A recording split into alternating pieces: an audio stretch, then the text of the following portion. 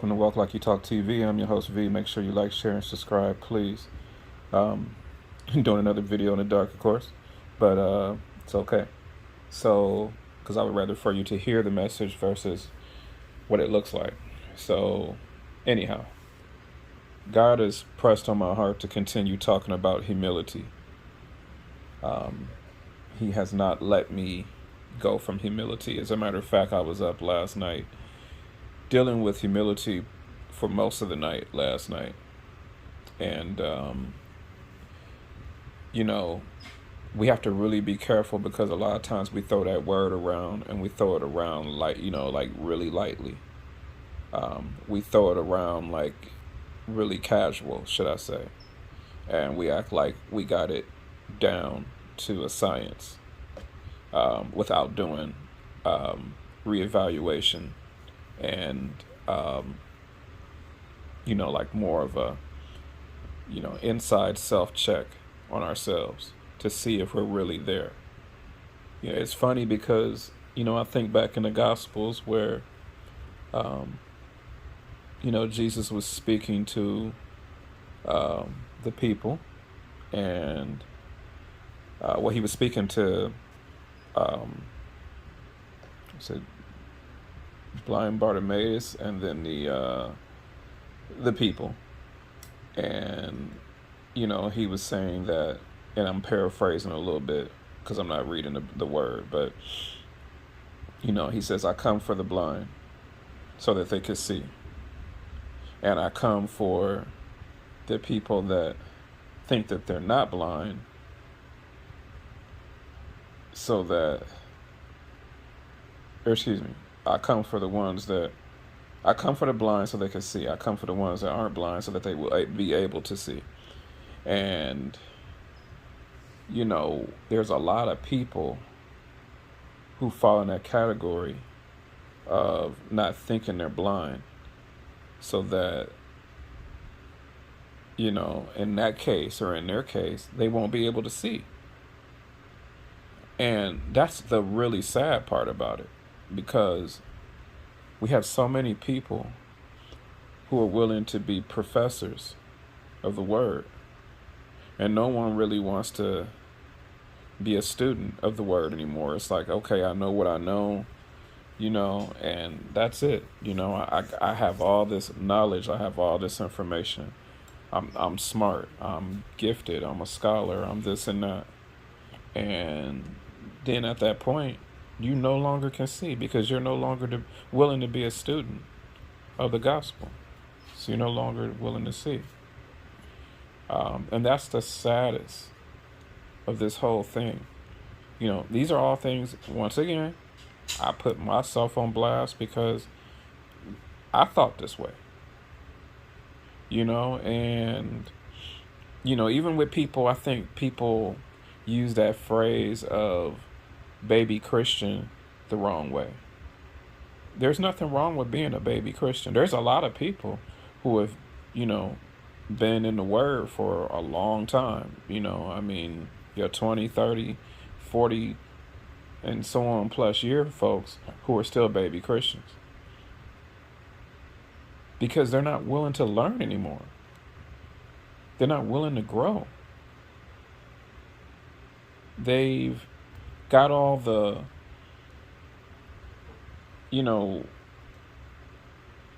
things down to how to impress the people and how to impress man, that they're not even trying to impress God. And that's a real problem. We as a people, we don't even want to say, I don't know. Because everybody want to know. Everybody has to know. They can't just say, I don't know.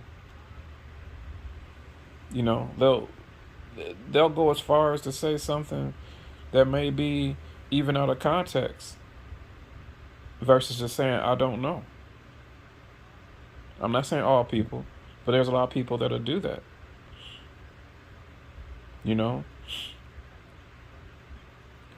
So this humility thing, we got to work on. We really got to work on it. God's telling me, like, we got to work on this. Like, this is something that's a real issue. This is a major issue. Even when it goes to that one verse about, when we do meet the Lord, and we're gonna be trying to explain our case. Like, we did all these things. We did all these signs, wonders, and miracles, and healing and everything in your name. And we paid this and we did this and all these things. Like, we're gonna try to tell the Lord all our deeds, and He's gonna say, "I don't know you." So a lot of people, there's so many people that's gonna be, a part of the church, not even just not a part of the church, but a part of the church, that's going to get to that moment and be like, dang, I wasted all that time playing church. I wasted all those years playing church and didn't really try to imitate and emulate the real, true, living God. And now it's over. Because at that point, if you got to try to explain yourself to God, you already know where it's headed. There's not going to have to be an explanation, because He's going to say, great job. Well, great job. Well done. So there's not going to have to be an explanation. Not the fact that we're going to barely make it by the skin of our teeth.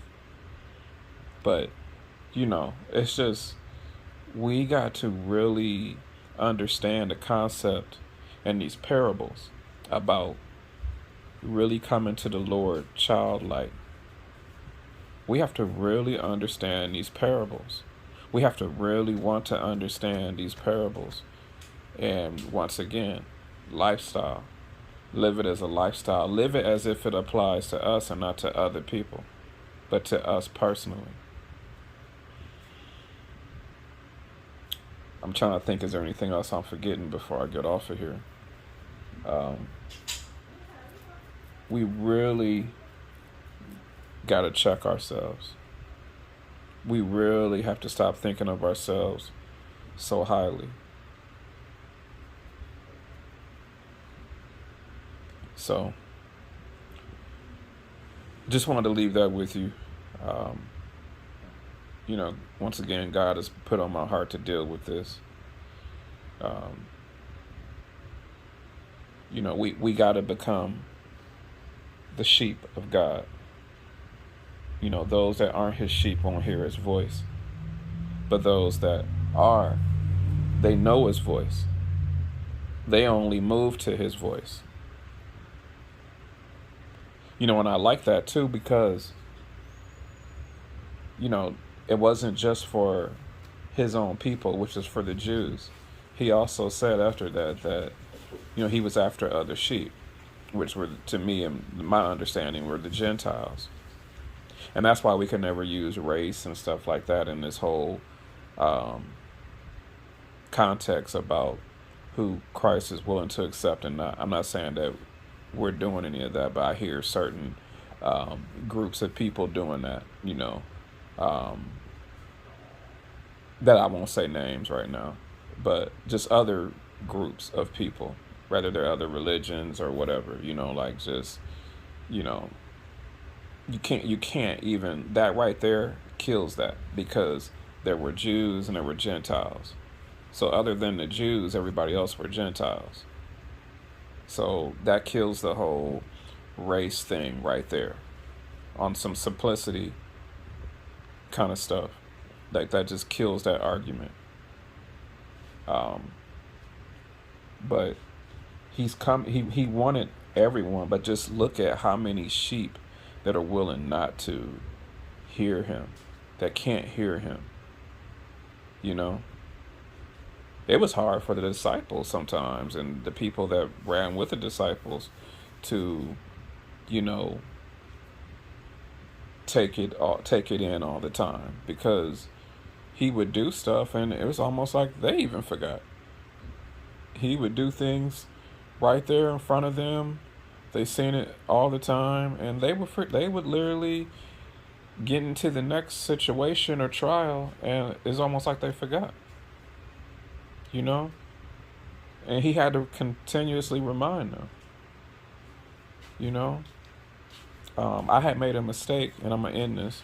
I had made a mistake a while ago because I had talked about how, when Lazarus had died, and Jesus was going to bring him back. That a couple times that they had, Jesus had told them that he would bring them back. He was going to bring him back, and he was going to do it for their glory. He actually did that 3 times. I said it was 2 previously, but it was actually 3 times. Because when they sent him the message originally, and this is the part that I missed, when they sent him the message originally that, Lazarus was sick and, it looked like he was going to die and this and that, he told them that that was his answer back to them at that particular time. So they literally had nothing to worry about. And don't get me wrong, because they were looking at things in the natural eye, that's why you would worry.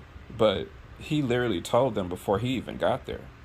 So when he came, even though, Lazarus had died and was dead for 4 days, they should have knew, like, oh, okay, he's here. So it's good now. He's good. I remember what he said. But often we don't remember what he said. Did we forget the voice of the shepherd? You have to ask yourself that. So I just wanted to drop that on you guys.